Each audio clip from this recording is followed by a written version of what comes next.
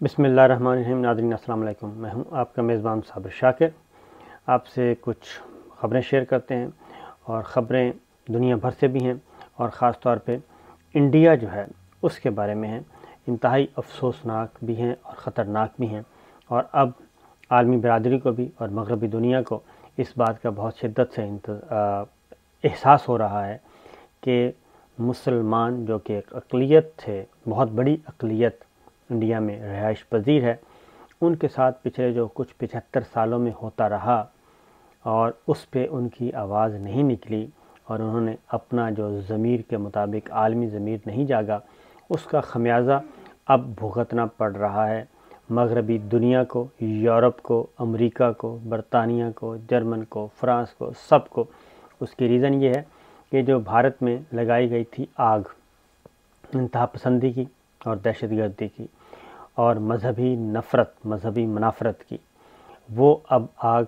पहुंच चुकी है यूरोप में, मग़रब में, अमेरिका में, बरतानिया में। वो ऐसे पहुंची कि क्रिसमस का दिन 25 दिसंबर क्रिसमस डे और पूरी दुनिया में मसीही बिरादरी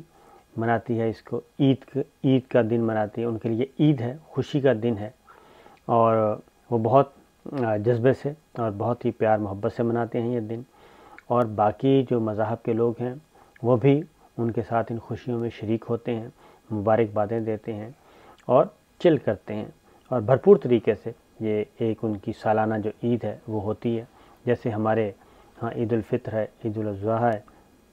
जिसे बकरा ईद कहते हैं, कुर्बानी वाली ईद, तो इसी तरीके से ये ईद भी है। लेकिन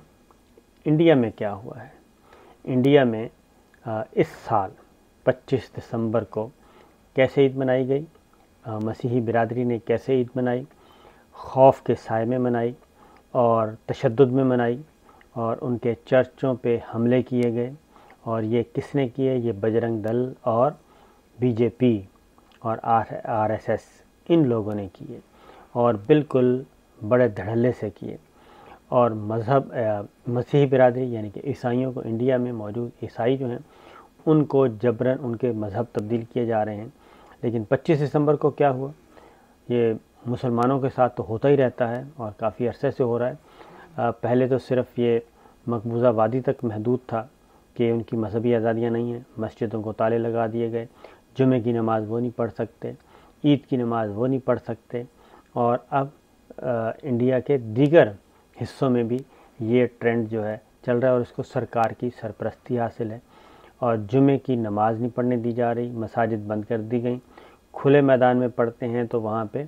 गंद फेंका जाता है, गोबर फेंका जाता है और ढोल बजाए जाते हैं, म्यूज़िक शुरू कर दिया जाता है, तो वहाँ पे भी नहीं होने दे रहे। वहाँ पे सिख कम्युनिटी जो है वो मुसलमानों को एकोमोडेट कर रही है कि गुरुद्वारों में आके नमाज़ें पढ़ें,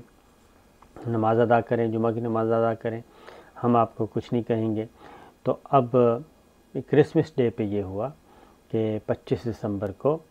24 दिसंबर से सिलसिला शुरू हो गया और सांता क्लाज जो एक करैक्टर है मसीह बिरादरी का, उसके पुतले नज़र आतश किए गए। और सांता क्लाज क्या करैक्टर है आप लोगों ने देखा होगा, पाकिस्तान में भी ये मुख्तलिफ अगर आप जाएं होटलों में तो वहाँ पे एक बाबा जी सुर्ख कपड़े पहने हुए हैं, दाढ़ी रखी हुई है, वो बेल बजाते हैं, बच्चों में तोहफ़े तकसीम करते हैं। इस तरह से वो एक करैक्टर है उनका, उसमें अफसानवी किरदार है, हकीकी किरदार है, ये तो मसीह बिरादरी बता सकती है, लेकिन वो एक किरदार है और वो बच्चों में तोहफ़े वगैरह तकसीम कर रहा होता है। उसके पुतले नज़र आतश किए गए और इसलिए किए गए कि मसीही बिरादरी को, ईसाइयों को पैगाम दिया जा सके, इंडिया में मुकीम जो ईसाई हैं, कि अब यहाँ पे उनको इस तरीके से ईद मनाने की इजाज़त नहीं है, खुशियाँ मनाने की इजाज़त नहीं है। अब वो होगा जो बीजेपी चाहेगी, आरएसएस चाहेगी, बजरंग दल चाहेगी, यानी जो इंतहा पसंद हिंदू चाहेगा वही कुछ होगा। तो एक तो ये हुआ है, ये वाक़या हुआ और ये पुतले कहाँ जलाए गए? ये आगरा में, उत्तर प्रदेश, इंडिया का इलाका जो उत्तर प्रदेश, वहाँ आगरा मशहूर व मारूफ़ है, वहाँ पे ये जलाए गए और पुतले जुलूस निकाले गए, पुतले जलाए गए और ये कहा गया جو اصل بات ہے وہ یہ کہا گیا کہ سانتا کلاز واپس جاؤ، سانتا کلاز واپس جاؤ کے نعرے لگے اور مرد آباد کے نعرے لگے۔ اب سانتا کلاز واپس جاؤ کا مطلب کیا ہے؟ اس کا مطلب یہ ہے کہ جناب اب عیسائیوں کو پیغام دیا جا رہا ہے، مسیحی برادری کو پیغام دیا جا رہا ہے جو ہندوستان میں مقیم ہے اور صدیوں سے مقیم ہے۔ ان کو کہا جا رہا ہے کہ آپ ہندوستان خالی کر دیں اور ہندوستان سے چلے جائیں۔ وہی چیز جو مسلمانوں کو کہا جاتا تھا اور سکھوں کے ساتھ جو کچھ ہوا، تو اس کا یہ ہوا جی کہ پہلی دفعہ مغرب کو احساس ہوا، مغربی ملکوں کو، مغربی طاقتوں کو احساس ہوا کہ یہ آگ ان کے گھروں تک پہنچ رہی ہے، اور یہ جتنے بھی ماضی میں زبان بند رکھی انہوں نے، مقبوضہ آبادی مسلمانوں پہ ظلم ہوا، زبان بند رکھی، سکھوں پہ ہوا، زبان بند رکھی، انسانی حقوق کی خلاف ورزیاں ہوئی، زبان بند رکھی۔ لیکن اب جب یہ پہنچا ہے معاملہ عیسائی برادری، مسیحی برادری تک، تو اب تھوڑا سا ہوش آیا جی ان کو، اور اب اداریے بھی لکھے جا رہے ہیں، خبریں بھی چھاپی جا رہی ہیں، اور یہاں تک کہا جا رہا ہے، نیو یارک ٹائمز کی جو سٹوری ہے اس بات کی تصدیق کی جا رہی ہے کہ لوگوں کو مذہب تبدیل کروایا جا رہا ہے، غیر ہندو جو ہیں ان کا مذہب تبدیل کروا کے ان کو زبردستی ہندو بنایا جا رہا ہے،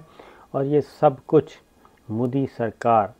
کی سرپرستی میں ہو رہا ہے، سرکار کی سرپرستی میں ہو رہا ہے، اور جو بھی مذہبی اقلیتوں پہ تشدد ہو رہے ہیں ان کے خلاف کسی قسم کی کوئی کارروائی نہیں ہوتی اور کیس رجسٹر نہیں ہوتے، لوگوں کو گرفتار نہیں کیا جاتا۔ تو یہ چیزیں چل رہی ہیں جی۔ اور ایک اور بات بھی کہی گئی ہے نیو یارک ٹائمز کی سٹوری میں کہ جو مذہبی اقلیتوں کی، خاص طور پہ مسلمانوں کی اور عیسائیوں کی جو نسل کشی کی جا رہی ہے، ان کا قتل عام کیا جا رہا ہے، اس میں بھی مودی سرکار جو ہے وہ ملوث نظر آتی ہے، کیونکہ مودی سرکار ایکٹ نہیں کر رہی ایسے لوگوں کے خلاف، اور ایسے لگتا ہے کہ یہ سارا کچھ سرکار کی سرپرستی میں ہو رہا ہے۔ تو معاملہ پہنچا ہے جی یہاں پر، دیکھتے ہیں کیسے اس کو ہینڈل کیا جاتا ہے اور کس حد تک مودی اور اجیت ڈوبل اور امت شاہ اور بھارت کی جو ظالمانہ فورس ہے اس کو کیسے قابو کرتے ہیں، کیسے کنٹرول کرتے ہیں، کیونکہ مقبوضہ آبادی میں تو بہت عرصے سے ہو رہا ہے کہ 80 کلومیٹر تک دور قبریں بنائی جاتی ہیں، یعنی کہ لوگوں کو اغوا کیا جاتا ہے، نوجوانوں کو اغوا کیا جاتا ہے، ماورائے عدالت قتل کیا جاتا ہے، اور قتل کرنے کے بعد جو ان کا جسد خاکی ہے وہ ان کے پیاروں کو نہیں دیا جاتا، بلکہ ان کے گھروں سے 80 100 کلومیٹر دور کے علاقوں میں قبریں، گمنام قبر بنا دی جاتی ہے، اور وہاں پہ ان کو دفنا دیا جاتا ہے، اور ورثاء کو بتایا تک نہیں جاتا کہ جناب آپ کا پیارا کس حالت میں ہے، وہ مر گیا ہے، وہ دفنا دیا گیا ہے، کہاں گیا، یہ نہیں بتایا جاتا۔ اور اسی لیے وہاں پہ ہاف ویڈو جو ہے یہ باقاعدہ ٹرم استعمال ہوتی ہے مقبوضہ آبادی میں کہ ہاف ویڈو کہا جاتا ہے، یعنی ایسی بیوہ خواتین جن کے شوہر جو ہیں گھروں سے اٹھا کر لے گئے بھارتی فورسز، ان کو لے گئی اور ان پہ ظلم کیا، جبر کیا، کہاں رکھا کہاں نہیں رکھا کبھی پلٹ کر جواب نہیں دیا۔ 15 سال، 20 سال، 25 سال ہو گئے، کسی مغوی کا نہیں پتہ چلتا، اور خواتین جو ہیں ایسی خواتین کو جو بیوہ، جن کے شوہر مر جاتے ہیں ان کو بیوہ کہا جاتا ہے، ویڈو کہا جاتا ہے۔ تو مقبوضہ آبادی میں ایسی خواتین کے جو جن کے شوہر گئے اور واپس نہیں آئے ان کو ہاف ویڈو کہا جاتا ہے، اور وہ نیم بیوہ کی زندگی جو ہے وہ بسر کر رہی ہیں، اور یہ سینکڑوں نہیں ہزاروں خواتین مقبوضہ آبادی میں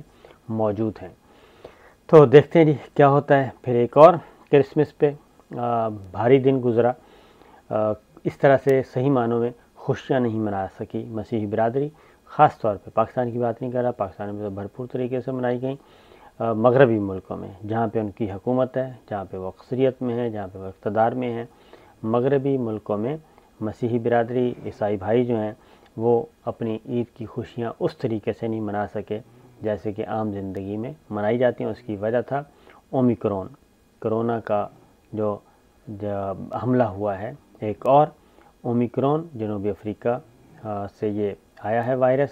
اور اب اس کا فوکس جو ہے وہ مغربی دنیا ہے، امریکہ ہے، کینیڈا ہے، اسرائیل ہے، جرمن ہے، فرانس ہے اور برطانیہ ہے خاص طور پہ، اور انڈیا ہے۔ یہاں پہ یہ بہت تیزی سے پھیل رہا ہے، اور صرف 24 اور 25 دسمبر کو 4,500 پروازیں منسوخ ہوئیں مغربی ملکوں میں، یورپ، امریکہ میں۔